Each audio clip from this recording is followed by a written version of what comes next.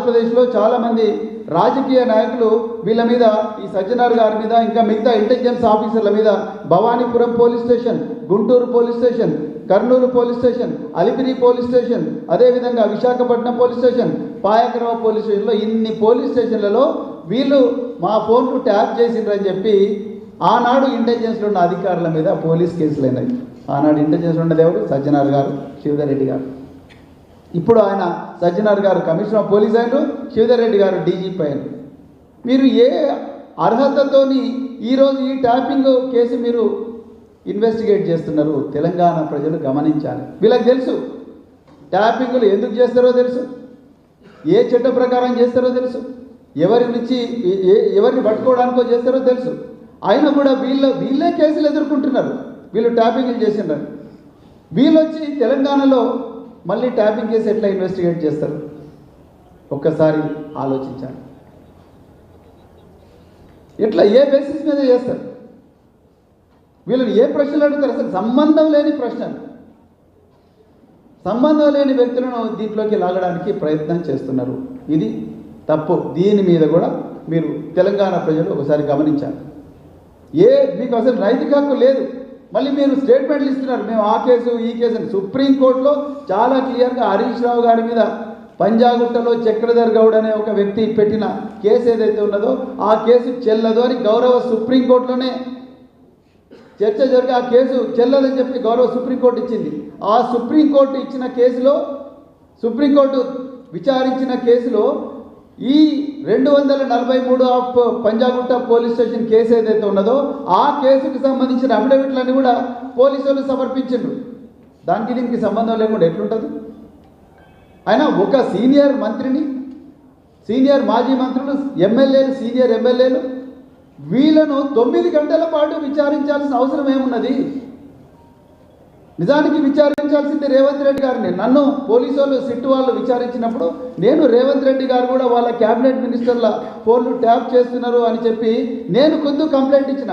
మరి రేవంత్ రెడ్డి గారిని విచారించాలి కదా, కోమటిరెడ్డి వెంకటరెడ్డిని విచారించాలి కదా, పొగిరెడ్డి శ్రీనివాసరెడ్డిని విచారించాలి కదా, ఉత్తమ్ కుమార్ రెడ్డిని విచారించాలి కదా, ఈడీ ఎవరినైతే పొగిరెడ్డి శ్రీనివాసరెడ్డి మీద రేట్లు ఇస్తే ఆయన్ని విచారించాలి కదా, ఈ కుంభకు రోహన్ రెడ్డిని విచారించాలి కదా, గన్పెట్టి బెదిరించిన, డక్కన్ సిమెంట్స్ బెదిరించిన రోహన్ రెడ్డిని విచారించాలి కదా, వీళ్ళ సుజన్ రెడ్డిని విచారించాలి కదా. వీళ్ళందరినీ విచారించకుండా, వీళ్ళందరికీ నోటీసులు ఇవ్వకుండా, మరి ట్యాపింగ్ చట్టబద్ధమే అని చెప్పి రేవంత్ రెడ్డి అంటున్నాడు. ఫోన్ ట్యాపింగ్ తప్పు కాదని రేవంత్ రెడ్డి అంటున్నాడు. మరి ట్యాపింగ్ తప్పు కాదు అన్న రేవంత్ రెడ్డి ఆయన కూడా విచారించాలి కదా. నిజానికి ఇక్కడ బాధితులు ఎవరు? బాధితులు బీఆర్ఎస్ పార్టీ నాయకులు, బాధితులు కేటీఆర్ గారు, బాధితులు కేసీఆర్ గారు, బాధితులు హరీష్ రావు గారు. ఏ విధంగా మీరు ఆ రోజు ఏమని చెప్పిండ్రు? సినిమా తారల ఫోన్లు ట్యాప్ చేస్తున్నారని చెప్పేసి మీరే సీఎం ఆఫీస్ నుంచి లీకులు ఇచ్చారు పత్రికలకన్నిటికీ కూడా. సినిమా తారల ఫోన్లని ట్యాపింగ్ చేస్తున్నారని చెప్పి, ట్యాప్ చేసిందని చెప్పి లీకులు ఇచ్చి, మళ్ళీ మీ పోలీసు వాళ్ళే సినిమా తారల ఫోన్లు మేము ట్యాప్ చేయలేదు అని చెప్పిండ్రు.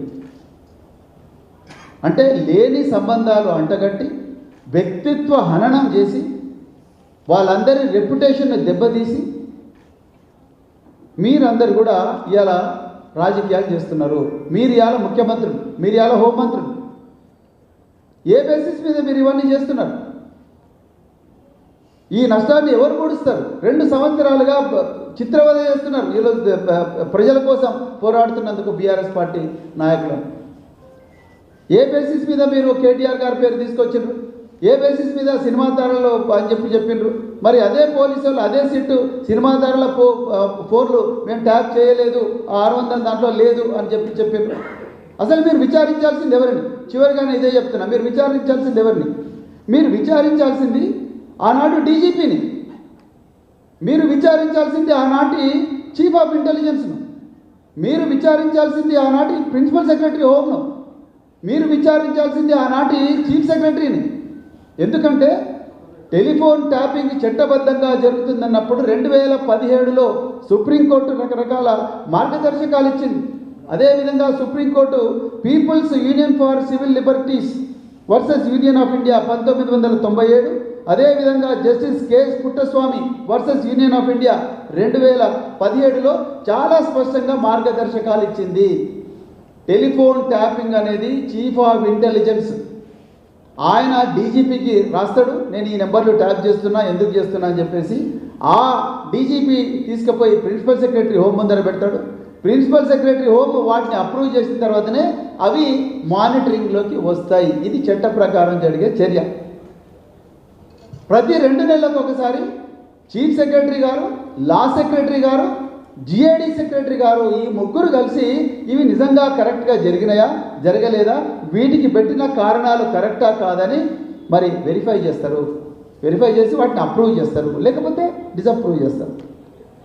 ప్రతి 6 నెలలకు ఒకసారి ట్యాపింగ్ చేసిన రికార్డులను ధ్వంసం చేయాలని చట్టమే చెప్తున్నది.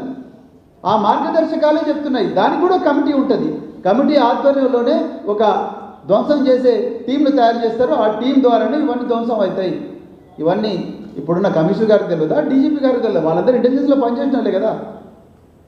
నిజంగా ఇవాళ తెలంగాణలో టెలిఫోన్ ట్యాపింగ్ ఒకవేళ దుర్వినియోగం జరిగిందని మీరు అనుకుంటే మీరు ఎగ్జామిన్ చేయాల్సింది ఆనాటి చీఫ్ ఆఫ్ ఇంటెలిజెన్స్ను, ఆనాటి హోమ్ సెక్రటరీని, ఆనాటి చీఫ్ సెక్రటరీని, ఆనాటి డీజీపీ గారిని, ఆనాటి లా సెక్రటరీని, వీళ్ళందరినీ చేయాలి.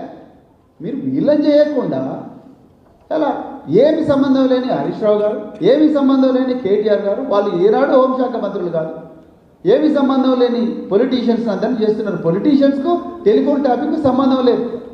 టెలిఫోన్ ట్యాపింగ్కు సంబంధించిన వ్యవహారం అసలు పోలీస్ డిపార్ట్మెంట్లో సగం మంది పోలీస్ అధికారులకు తెలియదు, తెలవనివ్వకూడదు కూడా. ఇది చట్టం చెప్తుంది, ఇది రూల్స్ చెప్తున్నాయి. మరి అలాంటిది ఇలా పొలిటీషియన్స్ ఎట్లా తీసుకొస్తున్నారు? మీరు ఎగ్జామిన్ చేయండి. ఆనాడు ప్రిన్సిపల్ సెక్రటరీ ఒప్పుకున్న జితేందర్ గారిని, మాజీ డీజీపీ జితేందర్ గారిని ఎగ్జామిన్ చేయండి.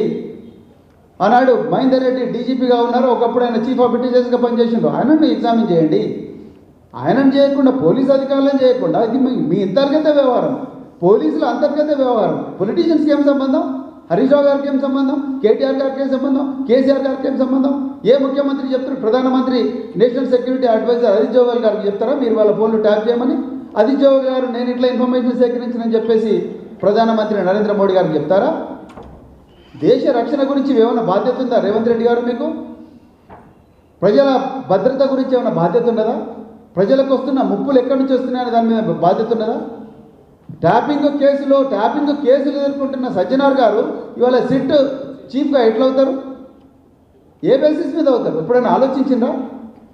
ఇవన్నీ కూడా కేవలం బీఆర్ఎస్ పార్టీ ప్రజల గొంతుకగా మడమ తిప్పకుండా, రాజీ పడకుండా పోరాటం చేస్తున్నది. ఎన్ని కేసులు పెట్టినా బెదరకుండా, 40-50 రోజులు జైల్లో పెట్టినా కూడా బెదరకుండా ఎమ్మెల్యేలు, ఎక్స్ఎమ్మెల్యేలు, పార్టీ నాయకులందరూ కూడా రోడ్ల మీద ప్రజల కోసం పోరాటం చేస్తున్నారు.